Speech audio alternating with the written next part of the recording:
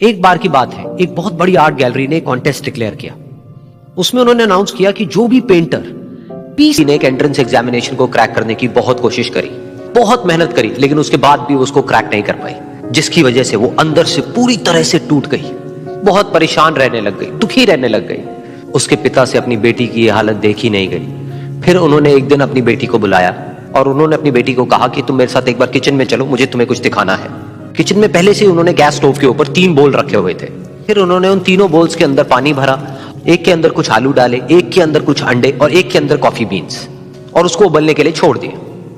उसके बाद में 5 मिनट हो गए, 10 मिनट हो गए, 20 मिनट हो गए, और वो वहां पर खड़े रहे अपनी बेटी के साथ में और उसको देखते रहे।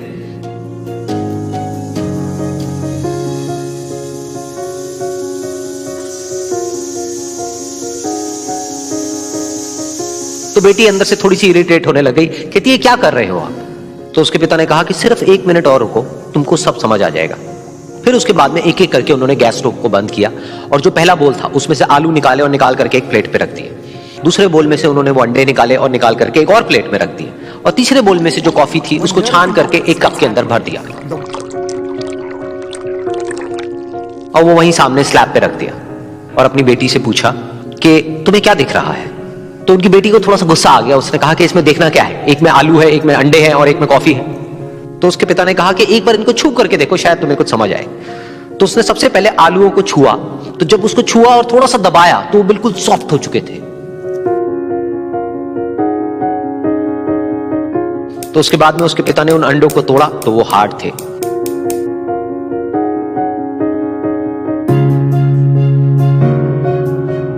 और फिर उसके पिता ने वो कॉफी वाला कप उठाया और अपनी बेटी को कहा कि एक बार इसको सूंघ करके देखो। तो जब उनकी बेटी ने उस कॉफी को सूंघा तो उसके चेहरे पर एक स्माइल आ गई। फिर उसके पिता ने अपनी बेटी को कहा कि तुमने ध्यान से देखा कि क्या हुआ यहां पर? ये तीनों ही बिल्कुल एक ही सिचुएशन में गए, लेकिन तीनों ने अलग अलग तरीके से रिस्पॉन्ड किया।